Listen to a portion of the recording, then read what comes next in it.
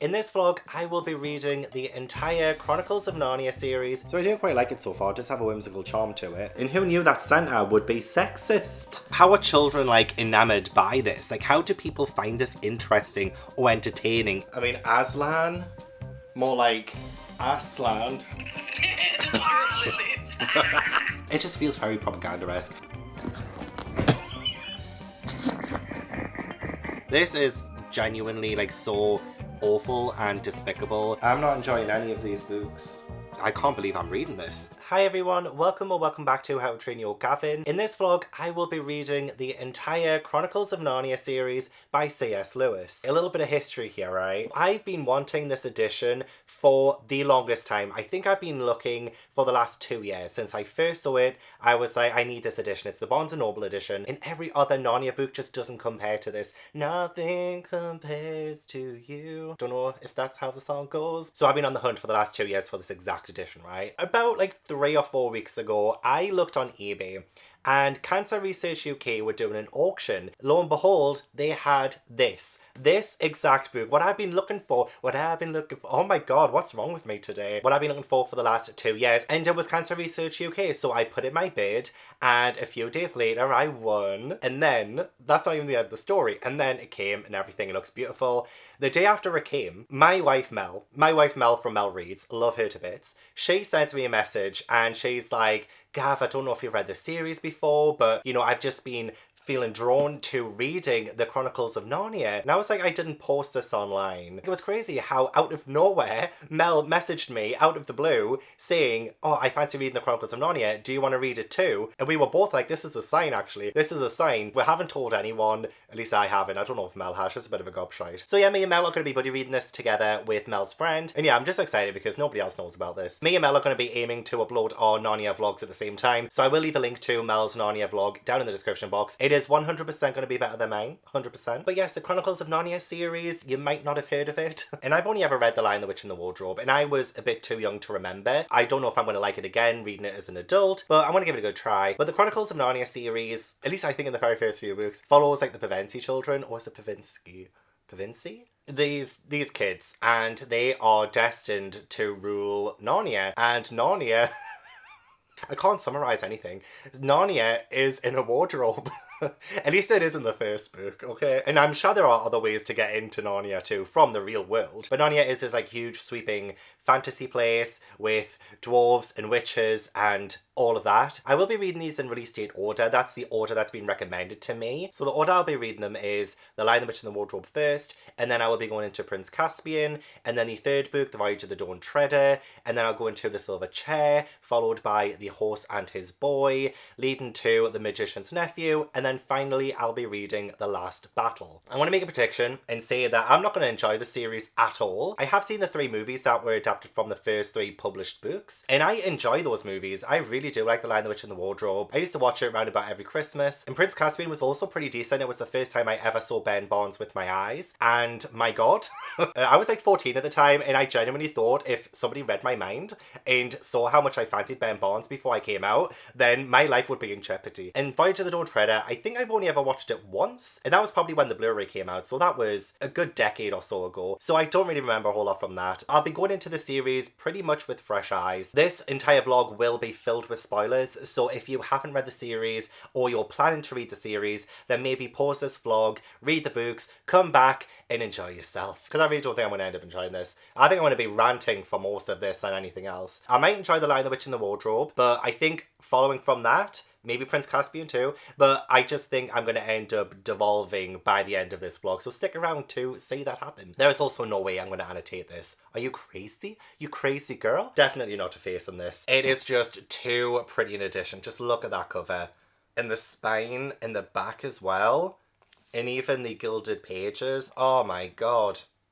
I'm going to end up hating this series and still think this is the prettiest book in my collection. So I probably will end up having to keep jumping in and vlogging and updating you when I have a thought. Because again, there's just no way I'm annotating. I could write notes down, I could do that. I will have timestamps down below for each book too, and I will have like little sections. If you've ever watched one of my complete series videos before, then you will know that I like to separate books into sections and have sort of like chapters where I talk about each book in its entirety. So most likely we'll do recaps and spoilers. So yeah, I think that's pretty much it for the introduction. And now I think I will go and get settled with my coffee at 8:30 p.m. and start The Lion, the Witch and the Wardrobe in hope that little Miss Mel is ready.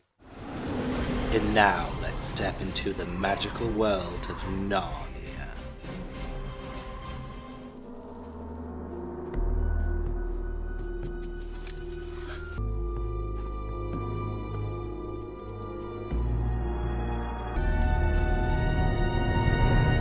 Woof.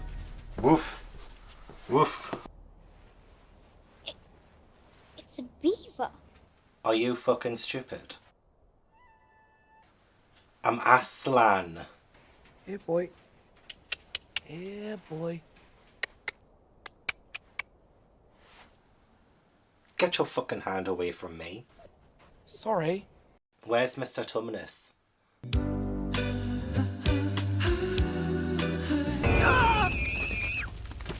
Would one like a taste of my Turkish delight? Zzz. I'm the tallest in my class.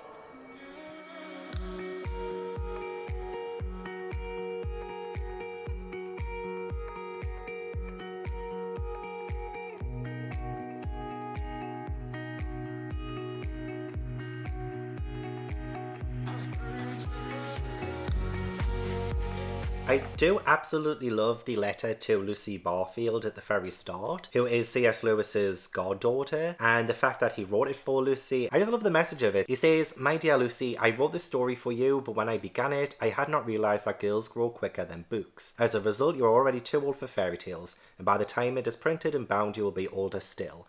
But someday you will be old enough to start reading fairy tales again. You can then take it down from some upper shelf, dust it, and tell me what you think of it. I shall probably be too deaf to hear and too old to understand a word you say, but I shall still be your affectionate godfather, C.S. Lewis." And then we go into chapter 1, Lucy looks into a wardrobe. I honestly love the fact that this Lucy had a godfather who was willing to write a book for her. Like, that is just so heartwarming and so touching. So we are off to a good start with the Narnia series and like with The Lion, the Witch and the Wardrobe.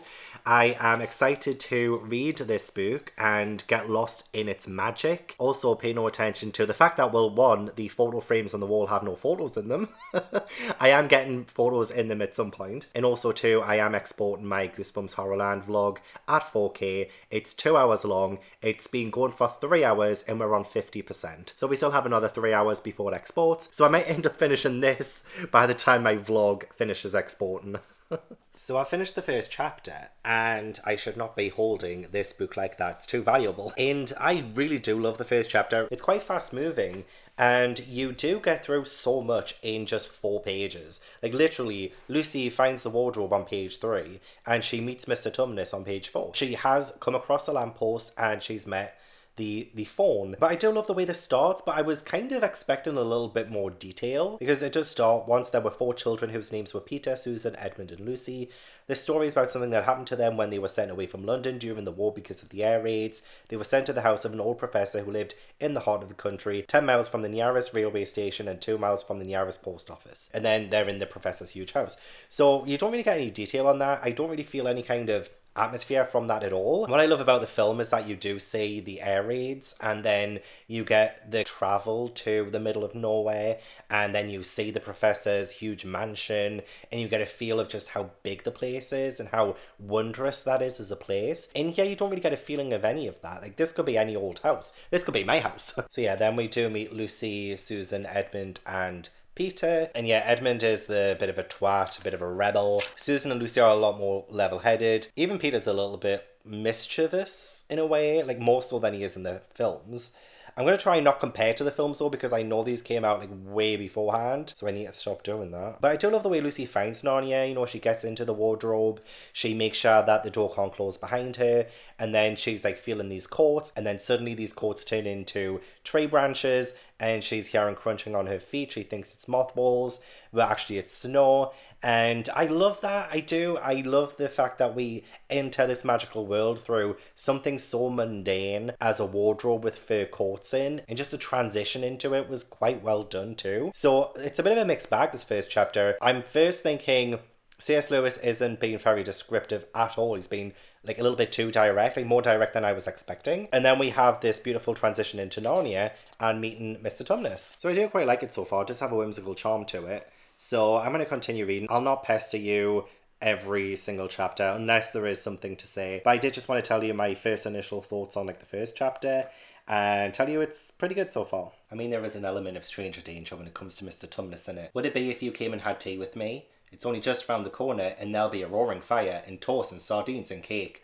Literally sounded like a white van man. It is quite heavy-handed with some of the religious themes of this, with her being described as daughter of Eve and all of that, but I believe that also happened in the film, so it's nothing new to me, really.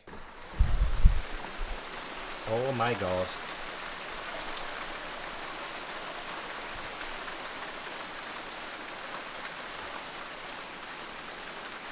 The heavens have just opened. Perfect timing for some atmospheric reading. Can you hear the rain? Did it scare you, did it? Did it scare you? What about you, Ash? Did you hear the rain? Do you like the rain? Yes. You love the rain, don't you? Okay, a little bit of an update time. I'm on chapter 7, and I can't really give you page numbers because all of the pages are continuous in all of the books that are in this one collection. So it says I'm on page 139, but I know that's not true. And I don't have too many thoughts. I do want to say that I am still quite liking this. I like the whimsical nature of it. And we do get a bit in the start of chapter 7 where it says like, and then, though nobody said it out loud, everyone suddenly realised the same fact that Edmund had whispered to Peter at the end of the last chapter. So the narrator is very aware that this is just a story, but there's something telling me that the later books, or at least C.S. Lewis, is going to try and make this a little bit more serious than just having it be some kind of story that's told in this kind of cutesy, whimsical way. So I'm being very wary of that. I actually can't remember what I told you in the last update, like last proper update. Was it when Lucy went to Mr. Tumnus? Was I on like chapter 2? I mean, it's playing out the way the movie pretty much played out. And Mr. Tumnus does confess to Lucy that the White Witch has hired him as a sort of spy and he has to give up any daughter of Eve or any son of Adam that comes his way. And he's betrayed her, but then he lets her go. And then Edmund comes into Narnia and comes across the White Witch, and she gives him Turkish delight. And honestly, so far the movie's adapted it so well. We have the Turkish delight, we have the White Witch promising Edmund that she will make him a prince if he brings his brothers and sisters along. And now they've gone back to Narnia. Mr. Tumnus has been arrested. So now Peter and Susan have come to Narnia for the first time. And I do love the whole like wonder of it and how they're trying to enforce logic to it, because they think, you know, Lucy's lying, but then they're like, but Lucy's never really lied before. So the logical thing is to believe her that there is a magical land in the wardrobe. So yeah, they have ended up coming through. And the part I'm up to now is when they come across the beavers. So yeah, it's a pretty fast read. The chapters are very short. So in this edition, the last page of The Lion, the Witch and the Wardrobe is on page 197, and I'm on page 139. So there really isn't that much to go. Like, it's pretty much just this. This is all I have left to read. I will finish this before my video finishes exporting as well, I'll tell you that. I've literally just changed positions so it just looks like I'm moving. But there is just something so cozy about reading food in a book. I mean, the part in here with the beavers making food and stuff, and Peter, Lucy, Edmund and Susan are there having dinner with the beavers. There's just something so lovely and wholesome about it. I don't know why. Like preparing food and like warm milk for the children. And yeah, I'm just getting like such cozy vibes from that. I just don't know how else to explain it. Like, does anybody else get that when you're reading about people eating in books? And that's bizarre because I have misophonia, so if I hear people eating in real life, I turn into the Incredible Hulk. I get so angry. And I know that's strange, but if I see people eating in books, it comforts me somehow. I think The Lion, the Witch and the Wardrobe reaches a certain point where it kind of loses its magic. And the same thing happens with, like, you know, the series that shall not be named, where we start off with pure whimsical magic. And then we go, well, for that series, we go into exams and then a war. And then I think the same thing kind of happens with Narnia, just minus the exams. Because we go from this world opening up to these 4 kids for the first time, this magical world. And then they explore for a little bit, but then they're like instantly thrust into a war.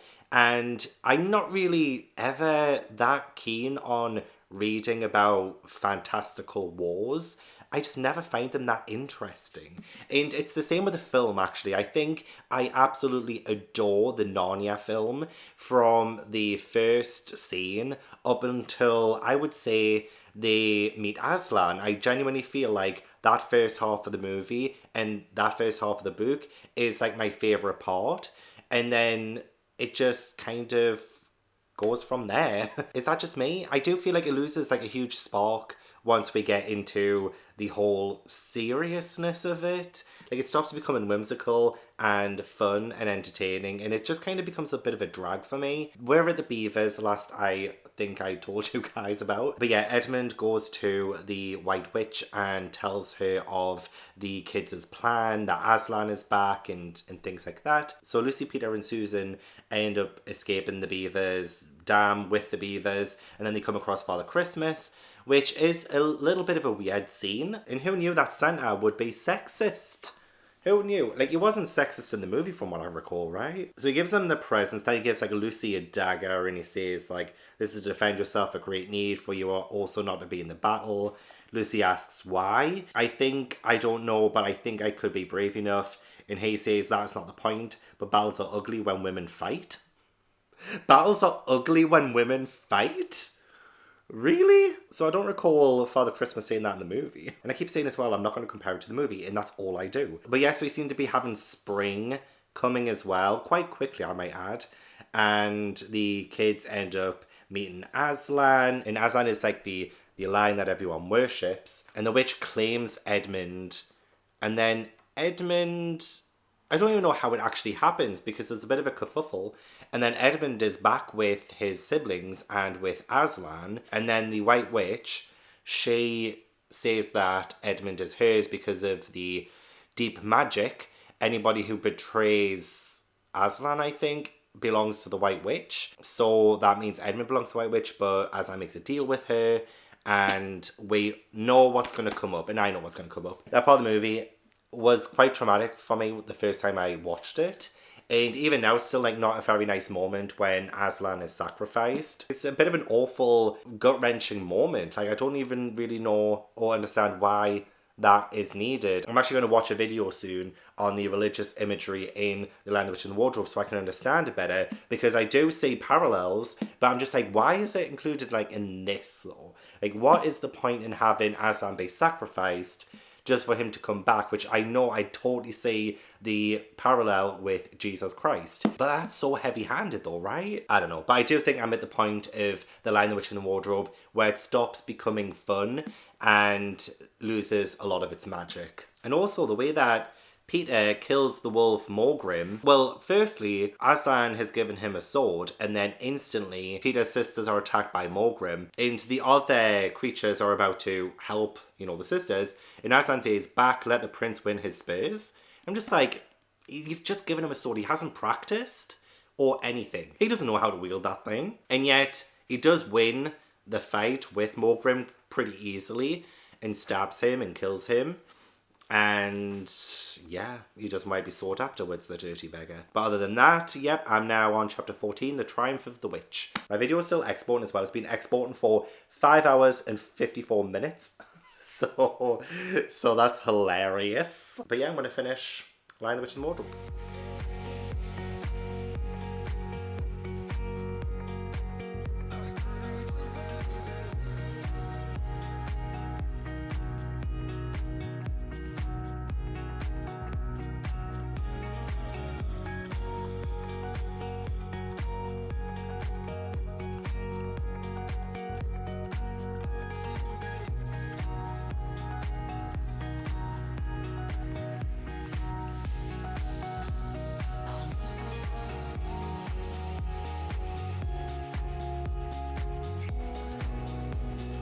That's not a good place to lie, because I can't see the book anymore.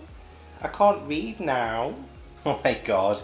They're about to kill Ass-lan, and they're shouting, puss, puss, poor pussy. How am I supposed to take this seriously? Are you a poor pussy? Are you?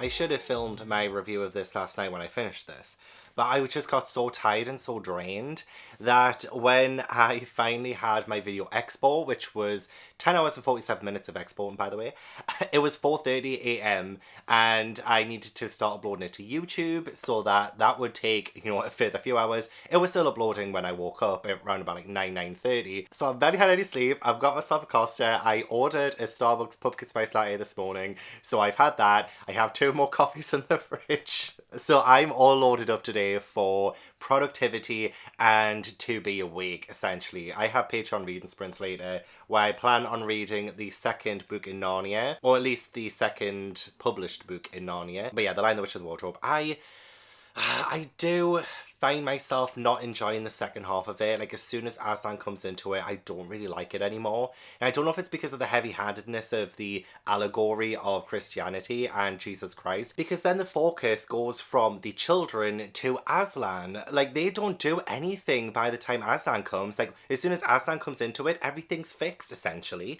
And I'm not a big fan of the whole resurrection trope, which I know is a huge part of, like, Jesus Christ and all of that, but, like, it doesn't need to be in here. Like, it was just so in your face in this. So yeah, Ass-lan, he makes a deal with the White Witch. So yeah, she is essentially Satan and Ass-lan is essentially Jesus. And honestly, I don't mind a bit of allegory every now and then, but literally from that moment on, I'm sure it's like in 3 chapters, the whole book's finished. But yeah, Ass-lan is sacrificed to appease the deep magic, but Ass-lan actually knows there is a deeper magic that will totally trump the White Witch's, you know, knowledge of the deep magic. So we have that kind of curveball right there, like, you didn't read the fine print, hun. In fact, you didn't even know about the fine print. Apparently this deeper magic she didn't even know about. So Ass-lan was resurrected because he was innocent or something. Like, she sacrificed something like, if an innocent stands in the place of the guilty, then the stone table will crack and the innocent will be resurrected, or death will reverse or something like that. I don't know. But I just find that so whatever. And then, yeah, literally from that moment on, Ass-lan is the person who ends up killing the White Witch. And it happens in like a couple of sentences. I mean, first he goes to the White Witch's castle and everybody who's been turned to stone he brings back to life. But yeah, as soon as he goes to the battle, he kills the White Witch straight away. And the war is over. So literally, the kids do nothing. The kids come into this, they're prophesied to save Narnia, but yet they do nothing. And I don't think I've ever really been bothered by that before, especially since, you know, I said I love the movie, but I always felt a little bit of disconnect with the second half over the first half. And I can understand why now after reading this. I just think as soon as Ass-lan's brought into it, the book goes steeply downhill. And I want to love this. I want to love The Lion, the Witch and the Wardrobe. I thought that was going to be my favourite book in the series. And I think I'm only going to give this like 3 stars. I would probably have given the first part of this 5 stars, quite honestly. You know, when they get to the beavers and then they have to escape the White Witch and Edmund's betrayed them and stuff. I would probably give it 5 stars at that moment. But yeah, then Ass-lan comes into it. I'm just like, I just don't enjoy this anymore. I'm sure there are other deeper meanings to a lot of things in this, but I think probably some of it's gone over my head. So I'm probably not the best person to go to about trying to, you know, say some like literary and even religious symbolism in this. At face value, it was a good story to begin with, and then devolved as soon as the allegory became a bit too obvious. I will say though, very quick read. The chapters were very short, very engrossing, and I mean, we didn't have too much detail to begin with, but we still got kind of a picture painted to us by the time we got to Narnia. So I liked that, and I do like C.S. Lewis's writing style. It's quite direct and easy to understand, and yet it is imbued with a lot of allegory. But what we're presented, what we're given to us, is obvious and direct. And that's kind of a good thing in my eyes, but also kind of not. I don't know. I did expect more, but alas, here we are. So next I will be reading Prince Caspian, and I will probably read that before my Patreon reading sprints, quite honestly. I need my laptop to have a break, so I want to keep that off for the next few hours, and I do need to do some writing. I do love to write, so I will probably do that during the sprints, and maybe read Prince Caspian up until then. I don't even know what time it is, actually. Okay, it's 1:20 p.m, and my sprints are not for another like 5 hours and 40 minutes, so plenty of time. I will probably finish it before the live show, but I will keep you updated. Hi, me again. Just to let you know, I'm a couple of chapters into Prince Caspian. I don't know if I'm going to keep jumping in when I finished chapters and things, because I feel like this could end up getting a bit tedious. But I do want to say I'm a couple of chapters into Prince Caspian, but I've just started chapter 3, and I really love the way that this story begins, even though it happens like extremely quickly, because Peter, Susan, Edmund and Lucy are back in England, and it's been about a year since their adventure in Narnia. And then on page 2 of the story, just suddenly they're kind of just like pulled into Narnia. Like, it just happens out of nowhere. I think it happens a lot more visually stunning in the movie of Prince Caspian. I'm sure they are at the train station, and I think this is there like a, oh no, I might be thinking of the Voyage of the Dawn Treader, when a painting comes to life or something and it's water and things. Okay, maybe I'm getting things mixed up. But I remember Peter starting a fight with someone, or getting in a fight with someone, and being like, he bumped me and he tried to make me apologise. I don't know why, but that kind of stuck with me. So I remember that. But yeah, they've gotten back to Narnia. They're on like this island thing though. And then in chapter 2, it seems like they're in castle ruins, and the ruined castle is Cair Paravel, which is the castle that they lived in when they were kings and queens of Narnia. So now it's been hundreds and hundreds of years. And what I find hilarious, right? Like, they know time works different, because when they were in Narnia and they ruled for years and then they came back home, they were like the same age as they were before, and only moments had passed. So surely they know that time works differently in Narnia, right? So what's so hilarious at the start of chapter 3 is it's as if Edmund had an epiphany. He's like, oh, I've just seen it all. And then Peter's like, seen what? And Edmund says, why, the whole thing. You know what we were puzzling about last night, that it was only a year ago since we left Narnia, but everything looks as if no one had lived in Cair Paravel for hundreds of years. Well, don't you see? You know that however long we seem to have lived in Narnia, when we got back through the wardrobe, it seemed to have taken no time at all. And then Susan's like, go on, I think I'm beginning to understand, as if she can't rub two brain cells together. And that means, continued Edmund, that once you're out of Narnia, you have no idea how Narnian time is going. Why shouldn't hundreds of years have passed in Narnia while only 1 year has passed for us in England? Peter says, by Jove, Ed, I believe you've got it.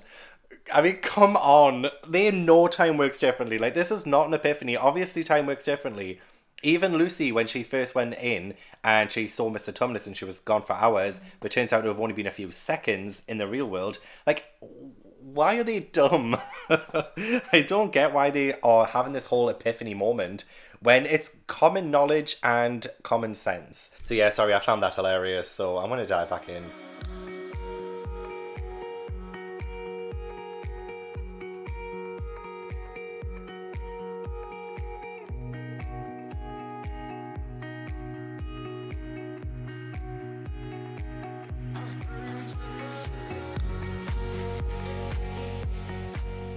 I thought we had more time before I would stop liking the Narnia series. I finished Prince Caspian last night.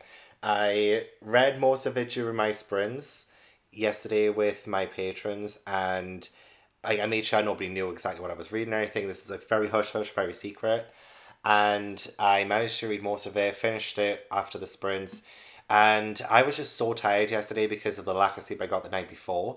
And I just didn't really want to review this then. So yeah, I didn't really like Prince Caspian all that much. Like, there are a lot of scenes where like Lucy, Edmund, Peter and Susan are traveling and walking around and trying to like get to Prince Caspian, try to find Ass-lan, and it's just like a lot of meandering, and it's exhausting. It is absolutely exhausting to read about. Literally just walking around. That's all this book was. And, you know, being hungry and trying to get food, and a lot more heavy-handedness with some of the commentary on like religion and, you know, Ass-lan being Jesus essentially. So I can't even remember what I last told you about. I did really enjoy the very start of this book, and I loved the idea of the 4 kids going back to Narnia, but it being set like 1,000 years later, and they're currently in the ruins of their old castle, and everything's changed. Old Narnia is being forgotten about, and I love the idea of that, but I just don't think it was like explored very well. While the kids are at the ruin, they come across a dwarf called Trumpkin. They start calling Trumpkin their dear little friend, and they say DLF for short. Which, when you say it out loud, look here, said Edmund, need we go by the same way that our dear little friend came? So yeah, DLF stands for dear little friend. No more of that, your majesty, if you love me, said the dwarf. Very well, said Edmund. May I say our DILF? DLF? Because when you say DLF out loud, I mean, maybe it says, may I say our DLF? But when I was reading it, the way I could hear it in my head was DILF. And they call him their DILF for the rest of the book. But yeah, Trumpkin ends up telling them a story of Prince Caspian, who is still living, still breathing. The kids, like Lucy, Edmund, Peter, and Susan, want to know more about Prince Caspian and stuff. And Trumpkin's like, oh, it's a long story. And they're like, we don't mind. So then we go into, I think it's around about 3 chapters of backstory with Prince Caspian, which part of me doesn't really mind, but I wasn't really that taken all that much by the backstory. I don't know, I guess the whole like uncle usurping the throne and ordering the death of their nephew felt like it's done before. I mean, I know this was released in 1951, so this probably predates a lot of that stuff, but I didn't really find that wholly interesting. It was a little Snow White-esque with Prince Caspian escaping the castle and stuff and running into some of the old Narnia folk, like dwarfs and things, and that was fine the way that was kind of presented, but it just became a little bit overly long. And that's when the whole religious allegory got heavy-handed again, because then they're kind of going into, do you believe in Ass-lan? It's been that long since Ass-lan's been here, like, do you still believe in Ass-lan? And the kind of questioning his resurrection, you know, a little bit like Jesus. And I'm just finding that just a little bit too much, in all honesty. And it was the same as well when Ass-lan reappears and Lucy sees him, but Edmund and Susan and Peter can't, like nobody else really can. And it kind of lends into the idea that because they don't believe in him or like they question him, they're not allowed to see him. And Lucy's the only one who like really truly believes. And then finally the others do start coming around and start believing. And then that's when they see Ass-lan. But then yet again, Ass-lan comes into it and takes the story away from everyone else again. I will say like there was quite a bit focus on Prince Caspian too. I do think the film did a much better job, which is again something that I think might be controversial to say, but I think when we got to see like the war with the uncle and getting Prince Caspian his throne back, it just again happens far too quickly. And then we have this whole scene at the end with Ass-lan healing everyone and just like going around healing people and, you know, people, you know, loving him and worshipping him. And again, that was just far too much for me. It was quite nice that one of the people that Ass-lan heals was the old nurse that Prince Caspian used to have.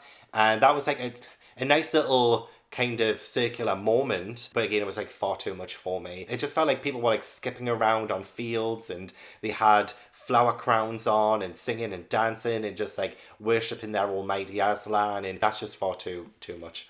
Far too much for me. God, I really don't like Ass-lan, do I? One thing I will say though is that I still quite like Lucy, Peter, Susan and Edmund, and I like Edmund a bit more. Like he's grown as a character because he was such a brat in The Lion, the Witch and the Wardrobe. He was mean, he was very short-tempered, and you just didn't really like him a whole lot. But he's grown since then. He's definitely learned a lot since then. So he becomes quite a level-headed and understanding character. But sometimes he does have his moments where he's not that great. But I love the way that Lucy kind of keeps him in check, because Edmund says, that's the worst of girls. They never carry a map in their heads.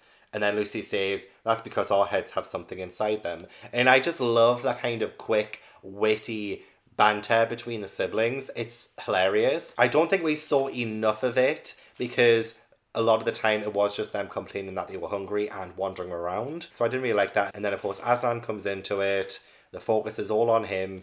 And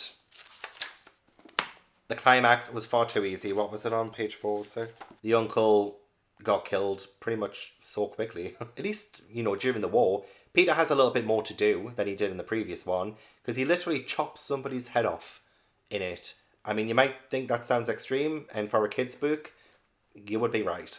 But yeah, he literally wallops somebody's head off. So I want to give this one 2 stars. I was debating giving it like 1 or 1.5 star, but I do think the start of this was really strong, and I did really enjoy Lucy, Susan, Peter and Edmund being back in Narnia and seeing things have changed so much since they were last there, and seeing the castle ruins. And I really enjoyed the start. Just like The Lion, the Witch and the Wardrobe, I loved the start of it. But then it just gets into too much religious allegory and war, and I don't have fun anymore, and I don't find it as magical or as endearing or whimsical anymore. I'm just not gelling with the series. I'm really not. And I thought of all the ones I would enjoy, I would love Lion, the Witch and the Wardrobe and Prince Caspian the most. That's what I genuinely thought. But turns out Lion, the Witch and the Wardrobe was terribly underwhelming, and then Prince Caspian, just a lot of walking around. A lot of walking around. And it's got DILFs in it. And usually I like books with DILFs in. Just not this one. So I'm going to read The Voyage of the Dawn Treader next. And praying that I will enjoy it a lot more. I will say I put my bookmark, my ribbon bookmark, in place. And I love the first line of it, actually. There was a boy called Eustace Clarence Scribd, and he almost deserved it. I don't know why, but I just love that line. And knowing from the film just how annoying that character is, I totally understand why that line is the way it is. And it's just a beautiful line. So that's starting off pretty well for the 3rd book that I'm going to read in this series. And I'm praying that this one doesn't disappoint me like the previous 2 books. Okay, so last I updated you, I think I'd finished the first line. I finished the first line of Voyage of the Dawn Treader, and I have been trying to interject, because again I'm not annotating this, so that I can give you my thoughts as I go. But honestly, I'm just I finished the Voyage of the Dawn Treader. It's the next day. I decided to finish it this morning instead of last night. I was just I want to do something else, So I ended up reading the first few chapters physically, and then I also put the audiobook on Scribd, because I was I just don't want to sit here and read this. I want to do something else as well. So I ended up listening to the audiobook on Scribd, but I wanted to make sure that it wasn't abridged. I wanted to make sure that nothing was changed, because I know a lot of classic children's fiction has been edited for children, so I didn't want to miss anything. And I believe the audiobook I listened to was the complete original version, because the first few chapters were exactly the same. So once I knew that, I went ahead and did some housework and listened to the audiobook. And I will say, with Voyage of the Dawn Treader, a lot more happens in it than the previous book. And in fact, probably a lot more happens in it than The Lion, the Witch and the Wardrobe. It still falls into the same kind of pitfalls as those 2 as well, with a bit of an over-reliance on Ass-lan. And I want to talk about that today. In this essay, I will. I mean, firstly, I want to talk about what I did actually enjoy about The Voyage of the Dawn Treader. So I really enjoyed the fact that with Eustace, he is such a horrible, nasty brat to begin with. He reminded me of Edmund in The Lion, the Witch and the Wardrobe. And I love it when a character can have a complete 180 and can naturally progress as a character and learn from their mistakes and from their bad behavior. And I feel like Eustace definitely did that. He became a much better character for that. And yeah, I love character growth. And I love the fact that the way that he ended up becoming less of a twat is because he ended up turning into a dragon. And I totally forgot that from the film. Did that happen in the film? I cannot remember. And I do remember, actually, wasn't it, is his name Will Poulter or something, who plays that little brat? Is it Will Poulter or something? He was in Where the Millers. Absolutely love him in that. But also, he's looking very, very fit today. I don't know about today specifically, but in the year of our Lord and Saviour Ass-lan in the year 2022, he is looking fine. He is looking fine. Okay, literally every single Chronicles of Narnia adaptation had a man in it who either 1, was hot then and gave me my gay awakening, or 2, became hot later on. So, in the first one we had James McAvoy as Mr. Tumnus. I don't think I mentioned him when I talked about The Lion, the Witch and the Wardrobe, but oh my god, Mr. Tumnus. That was where my love for James McAvoy began. And then we had Ben Barnes in Prince Caspian, and of course he's looking just as fine today. And then with Eustace in The Voyage of the Dawn Treader, absolutely no way, absolutely not in the film. Yeah, we're pretty much the same age, me and Will. I'm just a few months older than him. But didn't fancy him back in Voyage of the Dawn Treader. But nowadays, I do. And you know what, even as well, I feel like, was his name William Moseley, who played Peter? Yeah, why not? He was good in the Royals. I wouldn't kick him out of bed now. Anyway, I'm not supposed to be talking about that. I'm supposed to be talking about Voyage of the Dawn Treader. So, yeah, I love his character growth and the fact that he became a better person through becoming a dragon. I also love the way that they went into Narnia too. I love the fact that the painting came alive and they kind of got like swept into it and came aboard Caspian's ship. Even though all of the previous books have been such a fast opening and they've gotten to Narnia in like the first few pages, with The Lion, the Witch and the Wardrobe, it took a little while for the plot to kick in. And same with Prince Caspian. In fact, I feel like legend has that the plot still hasn't kicked in with Prince Caspian. But in the Voyage of the Dawn Treader, we have instantly, they are on the ship, Lucy, Edmund and Eustace. They are on the ship, it's Prince Caspian's ship, and he is on a mission. He's on a mission to find like these lost lords or like his lost uncles or something like that, and he's going across the sea to find them.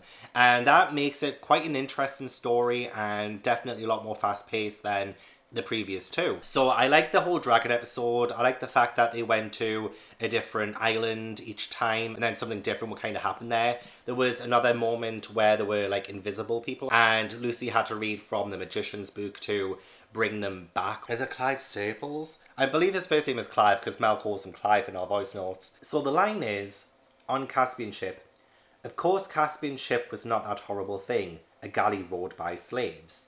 So I had to double check with Mel, like, does this mean that Caspian has slaves in the ship and they're the ones that are rowing? Because just the way that's worded, the way there's like a comma, and I don't know if that's just the way classic writers wrote, but it kind of threw me because I was like, this sentence doesn't quite fit. So I don't quite know whether it's saying that Caspian does have slaves. We have later on as well this whole slave trade thing going on, and I'm just like, this is why? Also, it's like such strange timing that I'm reading this and the Queen's just died. And then Caspian gets sold as a slave. Like, there's a proper whole slave trade section of this. And I'm going to directly quote this because I feel like this is probably the most controversial line of the book. And I can't believe C.S. Lewis wrote this. So Eustace doesn't get sold as a slave, right? Because nobody wants him because he's annoying. So it says, thus Eustace was produced and sulky he certainly looked. For though no one would want to be sold as a slave, it is perhaps even more galling to be a sort of utility slave whom no one will buy. So that's kind of like saying that it's more preferable to be sold as a slave than to be undesired enough that you wouldn't want to be bought as a slave. Well, I don't know if I said that right.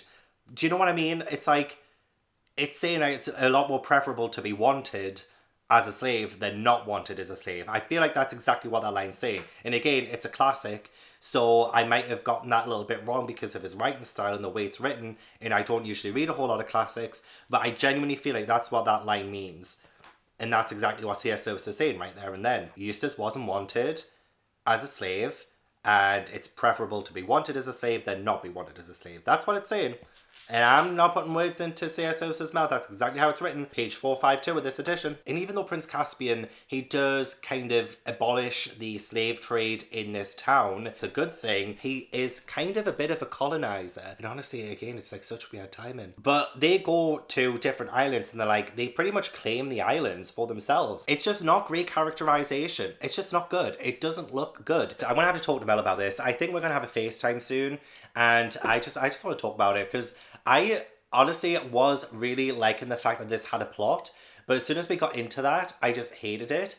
And then with Ass-lan as well, fucking Ass-lan, he needs to stay away. Yet again, he comes in and saves the day, and I'm getting so fed up with it. So with Eustace being turned into a dragon, he isn't able to become himself again. But then Eustace, he tells us a story about how a lion helped him. And you guessed it, it was Ass-lan. It's like these characters can't do anything for themselves. They need Ass-lan every single time to fix everything. And my arse is asleep. And also there was a very direct line where Lucy said, or I think it might have been Edmund, Lucy or Edmund, when they were about to go home, and they said, oh, but you won't be there to Ass-lan. And Ass-lan says, you know me there by another name. Which is obviously freaking either God or Jesus at this point. I don't know, because Ass-lan apparently breathed life into all of Narnia. Very similar to how God made the universe. But then, yet we also have Ass-lan being sacrificed and being resurrected, which kind of lends into the idea that he is Jesus Christ. So he must be an amalgamation of God and Jesus. I mean, I might be reading this totally wrong. Like, I am no expert in religion, and I feel really weird talking about it, honestly, because it's just not my expertise. So that's what I'm getting from this. And it's just the way that he comes into it. He saves the day. Everyone worships him. And it just feels... oh, God, no, this might be a bit too extreme. It just feels a little bit propaganda-esque. Not gonna lie, it feels a little bit propaganda-esque. Because we also had this really weird moment where Lucy was flicking through this magic book and she comes across a page which kind of would make her beautiful or something like that. And then Ass-lan appears on this page and he's like, he like kind of growls. So he's very critical of Lucy wanting to go that route almost. And Lucy, who is scared of him, decides not to do that, even though she said she doesn't care. She really wants to look beautiful and things like that. But Ass-lan didn't want her to. And then it's like that fear stops Lucy from doing it. And I don't know, that just seems very...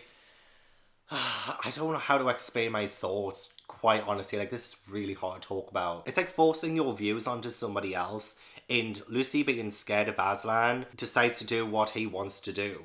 You know what I mean? And I don't know, like, there are other things as well, of course, like, to do with Ass-lan and like worshipping him and stuff, and it just feels very propaganda-esque. And I just feel like if a book like this, like even a children's book like this, had anything to do with like LGBTQ themes, people would say that's LGBTQ plus propaganda.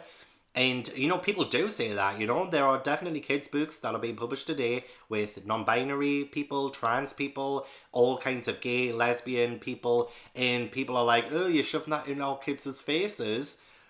Bitch, this is like the most beloved children's series of all time. It may be, if not the most popular, and yet this is okay. I mean, I'm sure it gets worse after this. So I think for that basis alone, I'm gonna give this 1 star. Like, it definitely, I feel like I'm gonna lower Prince Caspian to 1 star, because this had more action and it felt more like a children's book, because we had like a dragon, we had, you know, adventure on the high seas, we had all of this going for it. But I just think it's getting way too heavy-handed. And the more books that Clive Stamps Lewis is writing, it's getting worse. It's getting worse. And there's just a whole lot of talk. A whole lot of talk, usually about politics. And I'm just like, why is this a children's book? So honestly, I could have given this a higher rating than Prince Caspian. I genuinely could have at one point. But then it just devolved, as all of them do. They seem to have a fantastic start, and then they devolve so quickly. So quickly. I'm going to keep Prince Caspian a 2-star for now, actually. I'm going to, at the very end of the video, I'm going to go through my ratings and see if I still want to rate them when I rated them. Because I think retrospectively, when I look at this series as a whole, things might change. And I just need to talk to Mel about this. Like, seriously, we need to talk. So, yeah, that is my thoughts on that. The next book I'll be reading is The Silver Chair, I think. Hiya! I am the demon Clive speaks of. Clive Staples Lewis. We love ourselves some Clive. We love Daddy Ass-lan. We do love Daddy Ass-lan, to be fair. We do. More than anything, we love Pagan Susan. That's what we love. Yes, the witch. The daughter of Lily. So what we read next? Well, you still need to read Voyage of the Dawn Treader, and I need to read The Silver Chair next. Yeah. Mel's gonna whack both of them out today, and I did actually read The Voyage of the Dawn Treader today as well. I was behind on that one. So technically I would be finishing 2 in 1 day as well. King. So, well, Queen. Both of us. King. Staying on schedule. It's Clive. It's misogyny. King. Yeah, fair. Hi, King Gav. All I'm saying is, hi, King. Derogatory. Look, is that tea you're pouring? No, I'm not British. I'm making coffee. Okay, coffee though. Fair. But British, are you sure? Sometimes my heart goes pitter-patter. I really do think I could travel through time and go to London. Or, no, not British. Not British. I thought you were a descendant of Clive, to be honest. Of Mr. Clive. Of Mr. Lewis. Mel reads Staples. Just, yeah, niche. Well, I will do it if you do it. Listen, don't test me.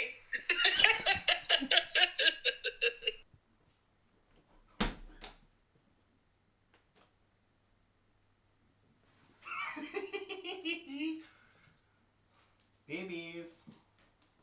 Babies. Look, it's me.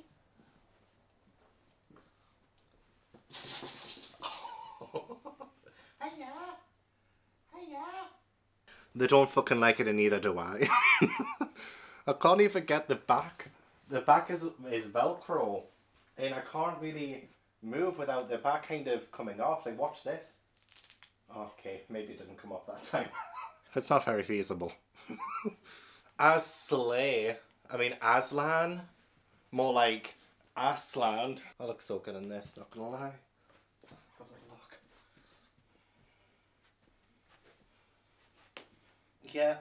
Yeah. Ooh. Ah. That's it, I'm not going. Hiya, baby. Hiya. Look, I'm just in a lion costume. Hello. Hello. Look, it's just me. Look, I'm very cuddly. I'm very okay, no. Well, I know what to wear now if the pissing is off. God, this is so hard to sit down in. I finished the silver chair, right? And I cannot really tell you too much about it. I was genuinely reading this thinking, when is this gonna begin? In this one, we follow Jill Pole and Eustace Scribd from the previous book. And Eustace tells Jill about Narnia and they suddenly end up in Narnia. They end up getting separated. Jill comes across Ass-lan at the very end of the very first chapter. I was like, for God's sake, not this quickly, surely. But no, Ass-lan comes into it and I'm sweating my tits off. I've just come out of the shower. I'm going to have to go back in the shower straight away. And Ass-lan blows Jill. Oh my God, do I have a... Oh, I don't know where my phone is. Do I have the moment? Sorry, I'm just breaking the illusion of the fact that I'm a lion right now. So yeah, Ass-lan blew Jill and Eustace. And by Jove, where is it? But Eustace said something about Ass-lan blowing Jill harder than Ass-lan blew him. It was hilarious at the time. So yeah, the mission that Ass-lan gives Jill is that they have to find the Lost Prince. And the Lost Prince is Prince Caspian's son. So Prince Caspian's like pretty much an old dude now, which is fine by me. And Ass-lan also says there are 4 signs that Jill needs to look out for, and that's like her mission. To begin with, I was like, okay, she's got a mission, she's got a goal, we've got a plot. Fair enough, like this sounds good. Like in theory, this sounds good. But then it just falls into the same trappings as the previous books where it just got really boring. And there was just like so much talk and not enough, action. They end up getting to a castle of giants, and this is when it felt like very Jack and the Beanstalk-esque to me, because they end up finding out that they're the main course and try to escape, which is like fine, it's a bit of an exciting plot, but I just hate the way Mr. Staples describes fat people in this. Like, it always seems to be like the dwarfs and they're repulsive, but then also the queen of the giants. Where is this? This is the problem of not annotating this book. I need to find it. Yeah, so the king and queen of the giants, right? So apparently Jill liked the king better than the queen. He had a fine curled beard and a straight eagle-like nose and was really rather good looking as giants go. But then the queen was dreadfully fat and had a double chin and a fat powdered face, which isn't a very nice thing at the best of times, and of course looks much worse when it is 10 times too big. And the queen comes across as like way more repulsive than the king. And it's just the way that Mr. Staples just continuously has this fixation on fat characters and describing them as repulsively as he possibly can. And it's honestly irksome. It's irksome. So yeah, they find out that they're going to be the main course and try to escape. And then when they do escape, they do come across the prince, and they also come across this green lady. This green lady, she has been enchanting people. She has made people like forget about Narnia, and is like saying like Narnia doesn't exist, and like people need to stop believing in it and things like that. And she says it's like a fantasy, and it starts to kind of affect the main characters. Like, especially Jill, like, Mr. Stables always seems to make the female characters so weak. It's always like a male character like Ass-lan who saves the day, but in this one it's Puddleglum. He's been their kind of like guide, their companion, and he's the one who is like so strong of mind that he beats the Green Lady's enchantment and stomps it out with his bare foot. But like, say like Jill, she's like the first to kind of lose her memory of Narnia, and like she just seems to be like so weak compared to the others. And it just seems to be a recurring theme where we have temptation presented to a female character, like say Lucy in the previous book when she looks at a page and she wants to be beautiful and like Aslan's like "Rrr," and stops her because that's temptation or whatever. And it just seems like Jill is kind of like the Lucy in this. She becomes rather weak in the face of temptation. And I just know that Mr. Stables does that to his female characters a lot. And I know exactly what happens to, like, say, Susan coming up. The Green Lady is also, like, very representative of, I think, the snake in the Garden of Eden. Like, she's whispering these, like, evil kind of thoughts to the characters, and then they start to believe her. And she is a serpent. She is, like, a literal serpent. So, like, that's another like, kind of in-your-face kind of allegory right there. The kind of tempting man away from the Garden of Eden. And yeah, that was something. And by this point, I was just like, I'm done. So, the silver chair. What would I give the silver chair? Maybe 1.5? It might have been a bit better than Voyage of the Dawn Treader. It still wasn't great. It really wasn't great at all. I'm not enjoying any of these books. So this is why I'm kind of being ridiculous now, dressing up as Ass-lan, because what other joy can I get from this series than to take the piss out of it?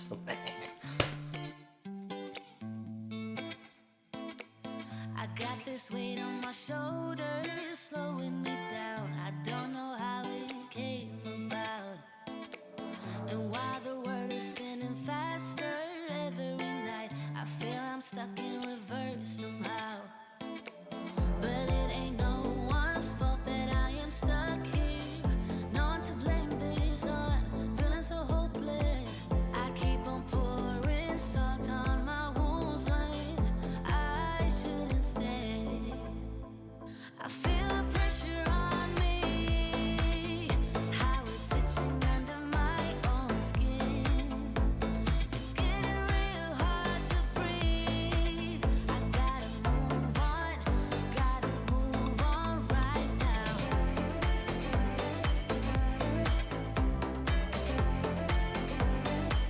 I feel the pressure.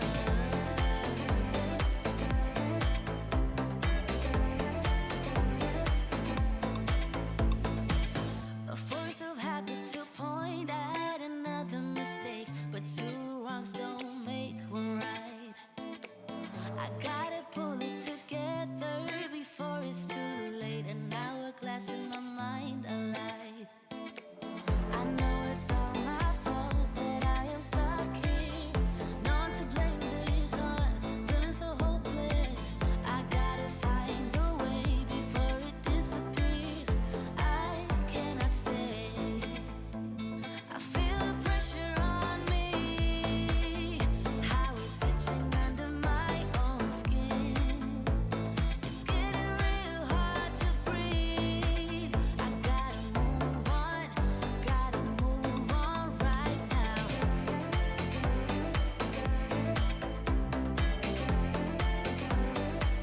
I feel the pressure.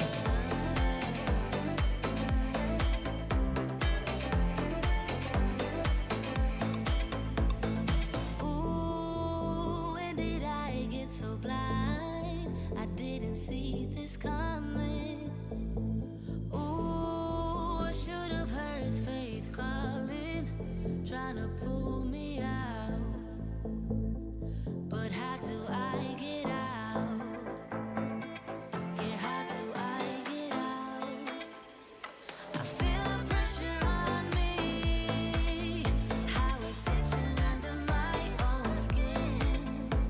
It's getting real hard to breathe. I gotta move on right now.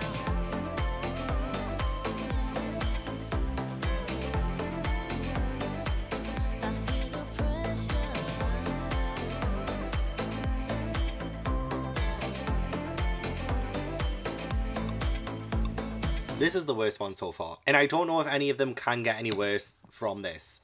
Because this is genuinely like so awful and despicable. Mr. Staples seems to have replaced a lot of the Christian allegory in the previous books with Middle Eastern racism. I got to chapter 4, ended up zoning out after that because I was like, I can't believe I'm reading this. A little bit of context then before I get to that part. This book is set in the time of, you know, King Peter, Queen Susan, King Edmund and Queen Lucy. So I think it's round about a year before they go back to the wardrobe. So like this is set during The Lion, the Witch and the Wardrobe. So it's kind of more like this is what happened during the reign. So, you know what, I was really interested by that because I wanted to see more of how they ruled. I wanted to see more of like how Narnia was shaped by them. But we didn't really get to see any of that. I mean, even though the characters do appear in this, apart from Peter, we don't really get a good focus on the reign of, you know, the golden age of Narnia, I think they called it. So we follow Shasta, who lives in Calaman, and Calaman seems to be some kind of Middle Eastern country south of Narnia, or somewhere from Narnia. And Shasta lives with an abusive owner, and then one day Shasta comes across his talking horse Bree, and they set to escape. And after escaping, on the way they meet Aravis and her talking horse as well, called Win, and they are trying to get to Narnia. So it definitely was a more different approach to starting this story from the previous books, because in the previous 4 books I read, it was always like set in England to begin with, and then they kind of like stumbled into Narnia. So in this one, it's already like set in that like magical place of like, it's not exactly Narnia because this is a different country to Narnia, but it is close to Narnia, and it is set in this like magical world. And since C.S. Lewis has been so adamant in making Narnia this, you know, Christian allegory, it's very clear to me, and probably anybody else who reads this, that Calaman and, you know, the capital Tashban is an allegory of the Middle East and representative of that like culture and religion. So when you get to the capital of Calaman, Tashban, on chapter 4, inside the gates, Tashban did not at first seem so splendid as it had looked from a distance. The first street was narrow and there was hardly any windows in the walls on each side. It was much more crowded than Chester had expected, crowded partly by the peasants on their way to the market, who had come in with them, but also with water sellers, sweetmeat sellers, porters, soldiers, beggars, ragged children, hens, stray dogs and barefooted slaves. What you would chiefly have noticed if you had been there were the smells, which came from unwashed people, unwashed dogs, scent, garlic, onions, and the piles of refuse which lay everywhere. So instantly when you enter the capital of this country, like the most important place in this country, it says what you would chiefly have noticed is in, it doesn't matter anything else about this place. It doesn't matter if parts of it are beautiful. It doesn't matter if, you know, the people are friendly or nice, which, you know, this book does not show them as being nice. What you would chiefly have noticed are the smells. Unwashed people. That is what you would instantly recognize and smell as soon as you walked into the capital of this country. And honestly, after that part, I put on the audiobook and I just kind of zoned out because I just didn't want to read anymore. I genuinely didn't want to read this anymore. I just knew from like this moment on it was 1 star. Like, I did pay attention to a lot of the rest of the story. Boring, just like the rest of the Chronicles of Narnia series. Not a whole lot happened, and just a lot of talking, politics, royalty, just things that I feel like, how are children like enamored by this? Like, how do people find this interesting or entertaining I just don't get it. And again, like, I know this came out in like the 50s, so that's what, like 70 years apart of like the change of literature and like what children consume today. Like, fair enough, things are a lot more like fast paced, I guess, and not written in this kind of style. But seriously, I'm just sick of hearing conversations about royalty or like politics and war and battles, and like none of it is fantastical or magical. It's been robbed. This world has been robbed from magic from literally after the first half of The Lion, the Witch and the Wardrobe. I feel like ever since Ass-lan came into it, we got this very quick descent into this book being so inconsequential to the characters, because these characters that we follow, these children, they never do anything. Everything happens to them. Everything is so inconsequential. They do not matter. They do not mean a thing in this story, because everything is orchestrated and scripted by Ass-lan or by like whatever higher power we have in this story, which is Mr. Staples. And I'm done with that rant because I'm fucking done with this series. I really am, but I still have 2 books to go. We had more like focus as well well on weight and appearance again. And you know what? It's so funny because I know exactly what happens to Susan in the last book. What's so funny is that we have, like, well, I don't really want to say it right now because I feel like I'll probably rant about that during the last battle. But like Vanity, for instance. And yet how come Ass-lan, or even like Mr. Staples, judge so much on appearance? That is like considered one of the biggest sins, is like vanity. Like, does that really mean a thing when it's the people around them who are the ones judging them for the way they appear, if they're fat, if they're not, the colour of their skin? Seriously, it seems like the biggest sinners to me are the Narnians and the way that they treat other people, the imperialism, the colonialism. It just seems like Mr. Staples is trying to say that being Narnian, which essentially is being Christian, is the only way to be, and it's the only preferable way to be. It's the only positive portrayal. And even then, I feel like a lot of the times, like say Ass-lan or anybody else from Narnia, a lot of times they come across as even worse because of the way that they judge other people. Not so comfortable sitting on the floor. I have nothing else to say about the story because as soon as we got to Tashman, I clocked out. I mentally and physically clocked out. Shit, there's a fly about getting. So definitely 1 star for this story, and the worst book so far. I genuinely don't know how we can get worse from here. I'm just scared. Honestly, just scared.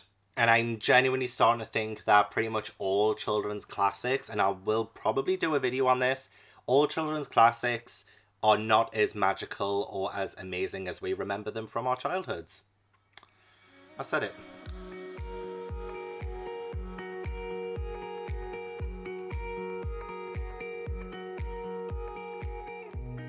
I mean, the good news about this is that this is definitely better than the previous few books. In fact, so far this is currently my second favourite Chronicles of Narnia book. So for The Magician's Nephew, I think I'm going to give it like 2 stars still, maybe 2.5. Maybe 2.5. I honestly don't know what I'm ranking these books, quite honestly. A lot of them seem to be so mediocre. So I was, again, really intrigued by the premise of this book. This is kind of like a bit of a prequel book. It is set long before The Lion, the Witch and the Wardrobe. This is in fact set in the stage for Narnia in general, and it's set in the summer of 1900. We follow Diggory and his friend Polly, and Diggory's uncle, called Uncle Andrew, is a magician. He is the magician in the title, and Diggory is the nephew in the title. And Andrew ends up sending Diggory and Polly to, well, a different world. Like, it's not Narnia. He sends them to like a kind of like a bit of a multiverse kind of thing. We are in the wood between the worlds, so it's like a very like ambient kind of place. Nothing's really happening, and so it feels like very eerie and stuff, and I love that. I really did. It's very different to how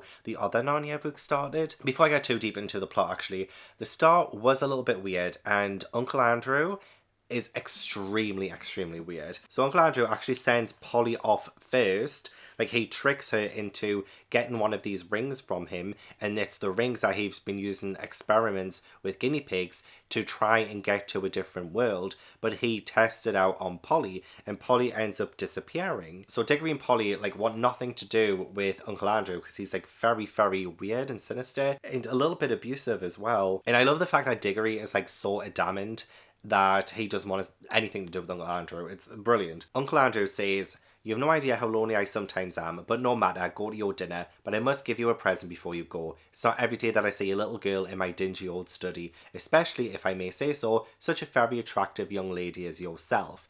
Bear in mind, Polly's a child, and Uncle Andrew is a grown-ass man." I mean, I didn't want to say it, but I do see Prince Andrew trending on Twitter again. So yeah, he tricks Polly into touching one of these rings, and she disappears, and then Diggory is like demanding his uncle to bring her back. I just love how Diggory just like plain calls him out, says like, "It was jolly rotten of you on not being brave enough to use the experiment himself, touch the ring, go to a different world, find out what's there." And he says to him, "Even if you are my uncle, is that you've behaved like a coward, sending a girl to a place you're afraid to go to yourself." And he like really challenges his uncle. So already I'm like, okay, I'm really digging this Diggory. Like, he's actually like a really good, strong, headstrong character, and he's like challenging the adult characters, which a lot of other characters don't really do. So I really like the way that he started that. So then he is tricked into having to go after Polly to save her, and he knows he's being tricked, but he knows he can't do anything other than go after Polly and see if he can help save her.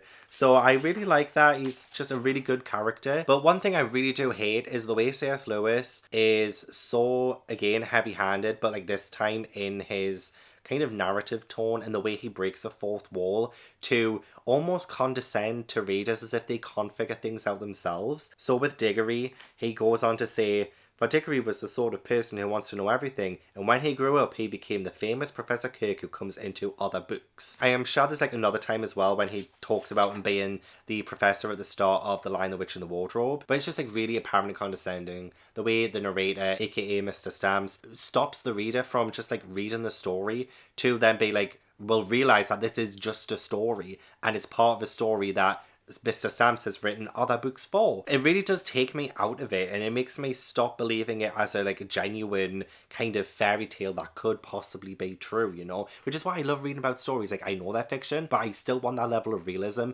Even if it's fantasy, even if it's like so heavily fantasy as this is, I still want it to feel grounded in its own world and not be so persuasion 2022, you know? I just don't want it to be like that. I'm really hating the way that queer is used as a word like so often, and it's always with the connotation of something being strange and out of place and not belonging. Like, I know that was the connotation of the word in that day, but like the overuse of it in like every single book, queer is used just so many times. It's really grating.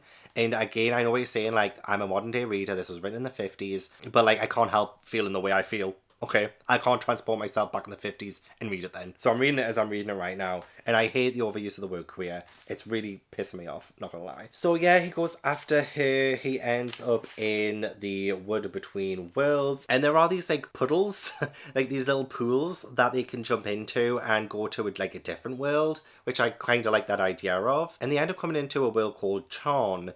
And Charn is very heavily, I think, like very Garden of Eden-esque, and this is where we come across Jadis, the White Witch, and I really do again enjoy her as a character, and I like when she's in a story, and I like that she returned in this too. It felt very, well, it felt great the way that she was reintroduced, really. It felt very fairy tale-esque because she and like a whole line of like kings and queens are like kind of frozen in time, and Polly and Diggory end up ringing a bell and waking Jadis up. We do get that fairy tale creeping in. Well, she put herself under like a sleeping curse in order to like be waking up when the bell rings. So again, like Sleeping Beauty-esque. It's very good. I like that. She ends up following them to England, and again, I like those scenes too. But the thing is though, it just got a little bit like really long-winded. And again, even with this being like a short book, I think it might be one of the shortest books in the series.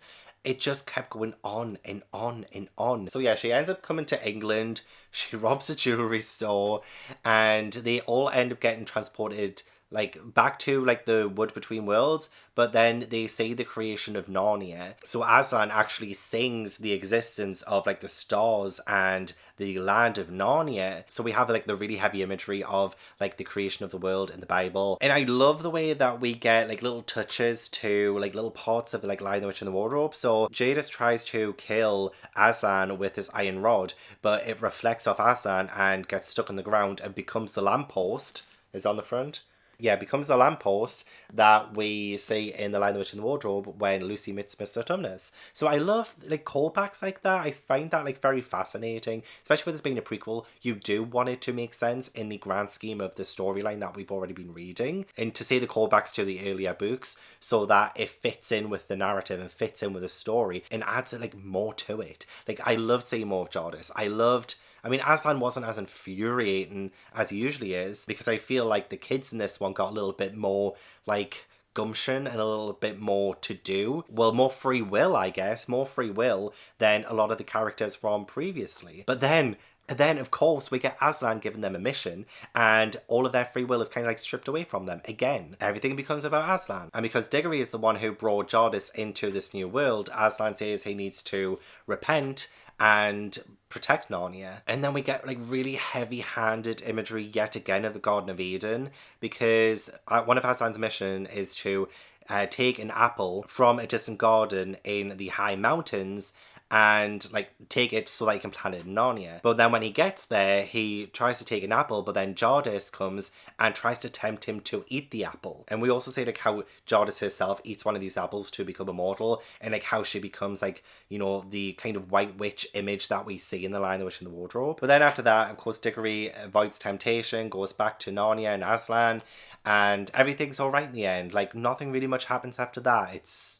Again, it devolves into such boredom that I just wonder how kids read it. And again, we do see the creation of the wardrobe from The Lion, the Witch and the Wardrobe. Again, that's really good. But I feel like because of my liking, my strong liking for The Lion, the Witch and the Wardrobe affects my rating of this, because I see those callbacks and I really enjoyed the callbacks. I feel like that's like one of the best parts of The Magician's Nephew. But everything else, everything that's not related to The Lion, the Witch and the Wardrobe, I'm just not the biggest fan of. I didn't love it. But because like a lot of the other ones in the series have been diabolical and really boring, this one like edges the other ones quite a bit. So yeah, I do think I want to give this one 2.5 stars actually. Yeah, I think 2.5 stars is a good rating for this one. Not quite as good as The Lion, the Witch and the Wardrobe. I'm finding less and less things to say about these books. And now I just have one more book to read, the very last book, and I'm so excited for this to be done. But I am going into the final book with some very low expectations after all of the awful things that I've already read about it. The only thing that makes today better is pumpkin spice lattes. I already finished this one. And I drank that while I read the very final book in the Chronicles of Narnia. So now I have this one so that I can drink it as I update you guys, because I need pumpkin spice in my veins to even talk about this. The final book, this series as a whole, is just abhorrently racist. Okay, I've found this on the web for the final book. The series as a whole is just a boring, you're racist. Check it out. But this series as a whole is just a bore and you're racist? That's not what I said. But also, I don't want you. So 1 star for the final book. I didn't think it could get worse after his boy and his horse. The boy and his horse and his boy. I didn't think that Mr. Stamps could do worse than that, but he actually did with the final book. He must have thought, you know what, this is the final hurrah, this is the last stand. How can I make it worse? And oh, by Jove, he did. So this one, at the very start, we follow an ape and a donkey, and this ape is very manipulative, very awful and selfish. He ends up finding a lion skin and convinces the donkey to wear it and pretend to be Ass-lan so that the ape can bark orders at the Narnians and other kind of creatures and things to make sure that they follow them and do what they want. I mean, the donkey doesn't want that to happen. The donkey really doesn't want to do it. But the ape is so adamant and so manipulative and awful that he convinces the donkey to do it. But in doing so, he kind of keeps the donkey in a stable while like everybody else like does work for them, and they never really get to see the donkey apart from at night time when he's wearing the lion, and they can't really see him that well anyway. So that's kind of how we started, and I feel like that's some kind of like commentary on people who pretend to be God. People who are like false kings and gods ordering people around, and it could be a critique on that. And when they say that they are doing things in his name, turns out they're not, they're just being selfish. Like, I feel like, yeah, that's a good critique on that. And what else is good about this as well is that Narnia is coming to an end. And I thought it would be a lot more apocalyptic than it was, but actually it wasn't. Like, the majority of this book is essentially the ape and this donkey forcing the Narnians to do what they want. So we also have King Tyrion, who at the same time realizes something's going on, because as they are chopping down like the woods and stuff, the wood nymphs are dying, and it doesn't seem like Ass-lan, who they are claiming is the donkey, would order something like that to happen. So we also have the Calaman, the race of people from The Boy and His Horse, who live in the other country in Narnia. You know, the ones that Mr. Stamps described really awfully. It gets so much worse than this. Like, seriously, it gets like so bad. Like, I couldn't in good conscience give this more than a star. In fact, I would give it 0 stars. So yeah, the Calaman are in league with the like false Ass-lan and the ape. Okay, so let's go through some of these passages that I had to take photos of. Yeah, so again, we have the Calaman and the country being called Great and Cruel. So we have that, but also the fact that they are being made to oppress the pure white Narnians in doing what they want. And also the fact that King Tyrion calls these Calaman aliens. How come these aliens to enslave you? So Mr. Stamps has kind of done a role reversal there, and he's made it so that the Calaman are the ones that are oppressing and the ones that are turning other people into slaves, whereas obviously in real life it's the other way around. Again, they're described as the dog men came round them in a thick crowd smelling of garlic and onions. So they kind of talk about their own god Tash, and I don't think I can actually convey what I think about that whole situation because it's a mess. And we have one part of it be like, Ass-lan and Tash are one, even though the Calamin pray to a different god, they're saying, oh, Ass-lan and Tash are one of the same and stuff. But that was all applied to make them think that the fake Ass-lan is the real Ass-lan. But then you have Mr. Stamps talking about this other culture and their own god and ridiculing them. And we have characters called Calamin liars. We have, you lie damnably, you lie like a Calamin, you lie like an ape. It's so hard not to say what C.S. Lewis is doing right here in like kind of the overall commentary on what he's doing about this different country with a different culture and what he's making them do in this one. But it gets even worse. We have like direct slurs, like direct racial slurs that are said from the dwarves 3 separate times. I don't feel comfortable saying it out loud, so I'm not gonna, but I counted it myself 3 times. 3 times this racial slur was used by the dwarves. And then another really terrible thing, like I'm so surprised at how many things I can talk about with this book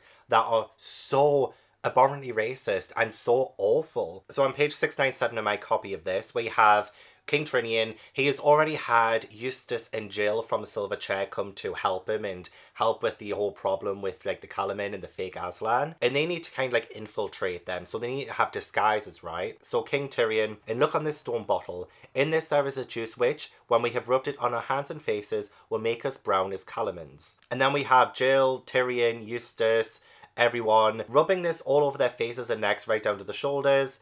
And then on their hands, right up to the elbows. So they're literally like brown facing. They're making themselves look like a different race in order to infiltrate them. After this is hardened on us, we may wash in water and it will not change. Nothing but oil and ashes will make us white Narnians again. On page 725, 728, and 732 in my edition of it, that's when the racial slurs were mentioned. So, you know, just in case you're like coming in here like, oh, there wasn't anything bad about it. Yes, there fucking was. There's the fucking proof, right? It's in the chapter Through the Stable Door, okay? So once they kind of defeat the fake Ass-lan in the Calamin, Ass-lan comes into it. Ass-lan brings an end to the old Narnia. He brings the stars down from the sky, and the stars are actually like people instead of balls of gas. So they come down to Earth. We have like, say that looks like blood.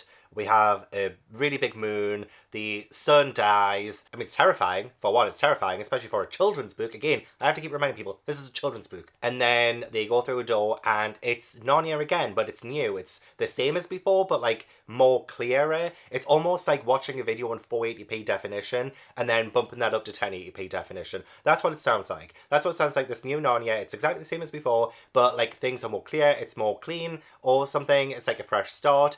And again, like how can you not say like the biblical references to that? And also what's really weird about this as well is that it feels like it's also heaven, because we have like Eustace and Jill, and when they're talking about this like train thing earlier on, it turns out that they actually all died on this train. Like Ass-lan says this on like the last, I think it was like the last line. I'm sorry if I'm not making any sense, but I'm just like so ready to just stop talking about the series and just put it behind me. I don't want to talk about the series anymore. Yeah, Ass-lan says, there was a real railway accident. Your father and mother and all of you are, as you used to call it in the Shadowlands, dead.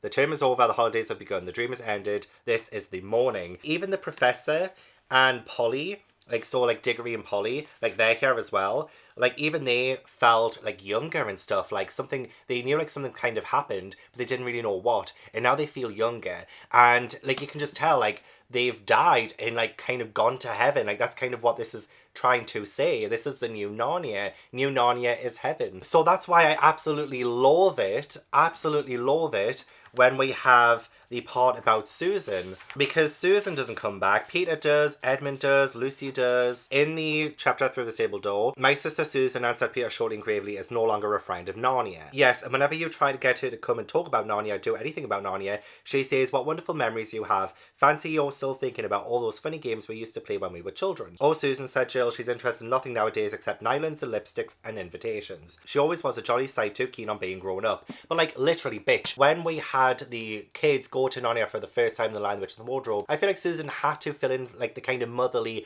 grown-up role. It's kind of like saying like you should never be a grown-up. They're saying grown-up indeed, I wish she would grow up. She wasted all her school time wanting to be the age she is now, and she'll waste all the rest of her life trying to stay that age. And I'm just like, why is Mr. Stamps like talking about this? Why has Susan become the sacrificial lamb to his, well, whatever kind of message he's trying to convey with this? Is he saying like Susan's lost faith, so she's not allowed in heaven? Susan is vain, so she's not allowed in heaven? Because that's definitely what that's saying. I don't understand why Mr. Stamps threw Susan under the bus there, because it's never really brought up again. And there's no conclusion to Susan. But there is for the others, like they get to live happily ever after and Susan doesn't. Not just that, but it sounds like she's disgraced and unwelcome in like the new Narnia, which means like she's not allowed in heaven.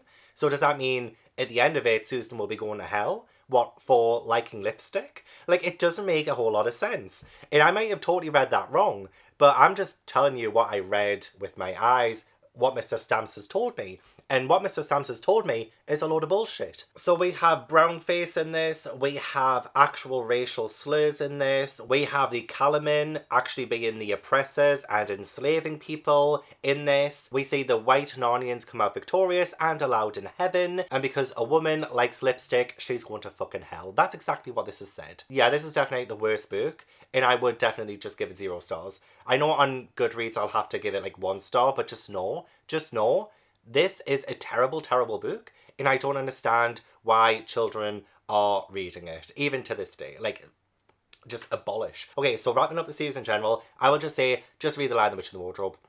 Honestly, reading the rest of the series made me appreciate The Lion, the Witch, and the Wardrobe more. I'm still going to keep it the same rating I gave it before. I'm not going to change that, because I still have a lot of problems with, like, the second half of that book, and it being, like, really dull and kind of making the characters, the kids, have 0 agency by the time Ass-lan comes into it. It's still way too heavy-handed, and the whole series in general just feels like propaganda. Like, honest to God, religious propaganda. And I did not have a fun time reading this at all. Literally, I would start liking a book to begin with, and then it would just crumble straight away. After like by around about chapter 4, it would be shockingly bad. So the way I would rank the series then, the very worst book is The Last Battle, which I give 0 stars. And then in 6th, I would put The Horse and His Boy, which I gave 1 star. Then in 5th, I would say Voyage of the Dawn Treader, which I gave 1 star as well. In 4th, I would say Prince Caspian, which I gave 2 stars. In 3rd, I would say The Silver Chair, which I also gave 2 stars. And then in 2nd place, I would say The Magician's Nephew, which I gave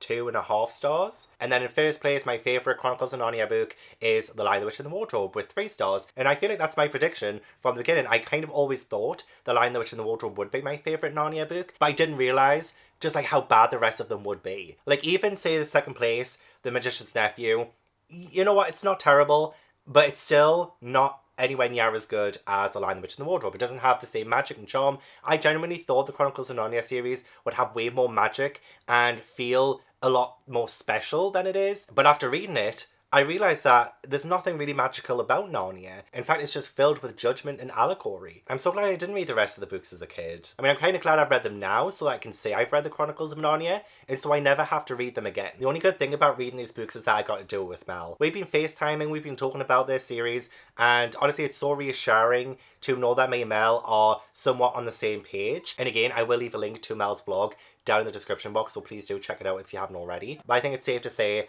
that the Chronicles of Narnia is one huge disappointment, as a lot of children's classics tend to be. So I think that pretty much wraps up this vlog, and I'm so glad I can put this back on the shelf and never have to take it off again. Thank you so much for watching. I really do appreciate it. Don't forget to leave this video a like if you enjoyed it, and subscribe if you haven't already. Leave all the comments down below. Let me know your thoughts on the Chronicles of Narnia. If you have a favourite Chronicles of Narnia book, do you agree, disagree with my points? Let me know everything down below. I'd love to chat to you. I want to give a huge thank you to my patrons for supporting me and making content like this possible. If you'd like to join my Patreon or follow me on any social media, then all the links are down in the description box. I hope I will see you in the next video. Bye.